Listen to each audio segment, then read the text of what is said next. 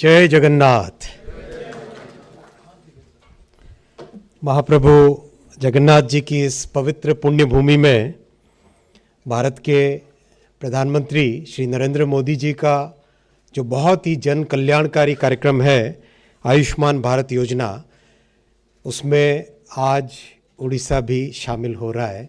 इस पवित्र समारोह में, इस पवित्र अवसर पर उपस्थित भारत के स्वास्थ्य मंत्री माननीय श्री जगत प्रकाश नड्डा जी, उड़ीसा के माननीय मुख्यमंत्री श्री मोहन चरण मांझी जी, भारत के शिक्षा मंत्री श्री धर्मेंद्र प्रधान जी, भारत के जनजाति विकास मंत्री श्री जुएल ओराम जी, उड़ीसा के उप मुख्यमंत्री श्री केवी सिंहदेव जी, उड़ीसा के स्वास्थ्य मंत्री श्री मुकेश महालिंग जी, उपस्थित सभी अधिकारी वृंद, मीडिया के सभी साथी और 4.5 करोड़ उड़ीसा के भाइयों और बहनों, सबको मैं नमस्कार करता हूं। सबको जय जगन्नाथ जी के इस आह्वान के साथ आज के इस पवित्र समारोह में शामिल होने के लिए धन्यवाद देता हूं। साथियों, कुछ महीनों पहले उड़ीसा ने एक नई करवट ली। उड़ीसा में जो जज्बा है विकास का, जो पोटेंशियल है डेवलपमेंट का, जो आगे बढ़ने की जो एक बहुत उत्कंठ इच्छा है, वो इच्छा दबी हुई थी। उस इच्छा को लोगों ने उजागर किया 2024 के जून के महीने में। डबल इंजन की सरकार बनाई। बहुत सारी जो अच्छी अच्छी स्कीमें जो माननीय प्रधानमंत्री जी ने देश भर में लागू की, जिनका लाभ हमारे उड़ीसा के लोगों को नहीं मिल रहा था, वो लाभ लेने के लिए, उन इच्छाओं में शामिल होने के लिए और विकसित भारत के साथ विकसित उड़ीसा बनाने का जो स्वप्न है, उस स्वप्न में शामिल होने के लिए एक एक जन आंदोलन से एक एक जन जन ने अपनी आवाज को बुलंद किया और डबल इंजन सरकार बनाई। इसी डबल इंजन सरकार के आरंभ होते ही आपने देखा बहुत सारी चीजें जो पहले रुकी हुई थी वो चलने लगी, काम तेजी से आगे बढ़ने लगा।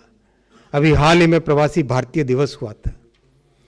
वहां मैं कई लोगों से जब इंटरेक्ट कर रहा था, बातचीत कर रहा था, लोगों ने कहा उड़ीसा में इतना अच्छा सम्मेलन, इतनी तारीफ की और उड़ीसा के प्रति इतनी सद्भावना पैदा हुई। ये सब संभव हो पाया है क्योंकि अब बहुत ही क्लियरली दोनों के दोनों, राज्य सरकार और भारत सरकार, 4.5 करोड़ उड़ीसा के निवासियों के हित के लिए एक साथ मिल के काम कर रहे हैं, कदम से कदम मिला के काम कर रहे हैं। अभी माननीय स्वास्थ्य मंत्री जी और माननीय उप मुख्यमंत्री जी ने दोनों ने आयुष्मान भारत के बारे में डिटेल में बताया। मैं रिपीट नहीं करूंगा, मैं सिर्फ 2 बातें आपके सामने रखूंगा। उड़ीसा में हेल्थ के साथ साथ बहुत बड़ा पोटेंशियल है आईटी इंडस्ट्री का।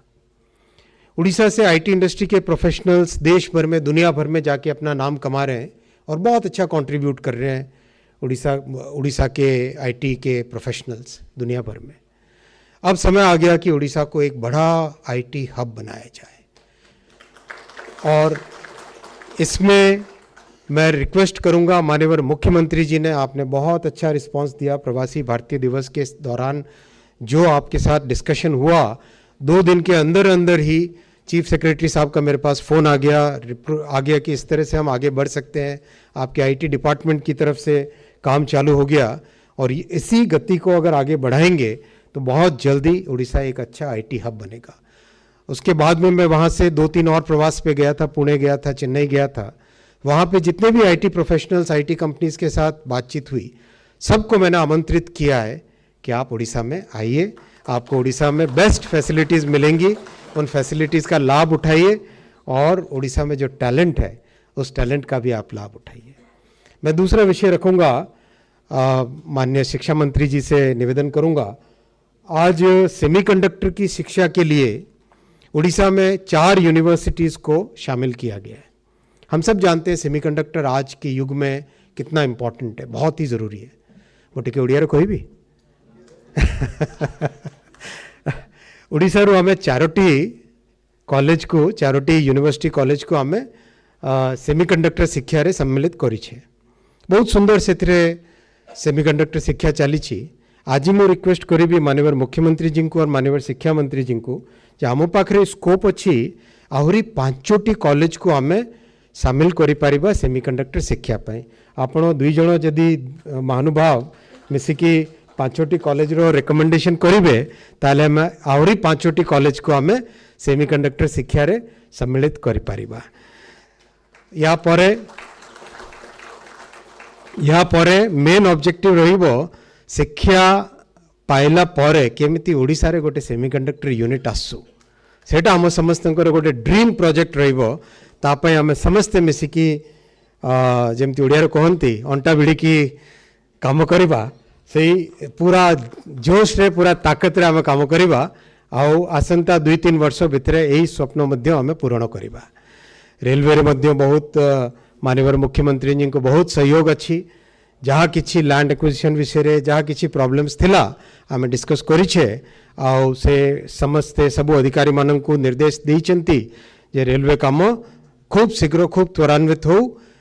प्रधानमंत्री जी ओडिशा पाई माननीय प्रधानमंत्री जी श्री नरेंद्र मोदी जी ओडिशा पाई टोटल इन्वेस्टमेंट आज सुधा यही समय जहाँ प्रोजेक्ट चली रेलवे रो ओडिशा रे 73,000 कोटी टंकार इन्वेस्टमेंट होउची वर्तमान 73,000 कोटी टंकार ओडिशा रे इन्वेस्टमेंट होउची। ए सब कामटा सब आगे चलाउथिबा आ महाप्रभु को आशीर्वाद रे निश्चित भावे समस्ते ओडिशार जनजन को ए सुंदर सुरक्षु समस्ते रहंतु स्वस्थ रहंतु समस्ते सुखी रखंतु। नमस्कार।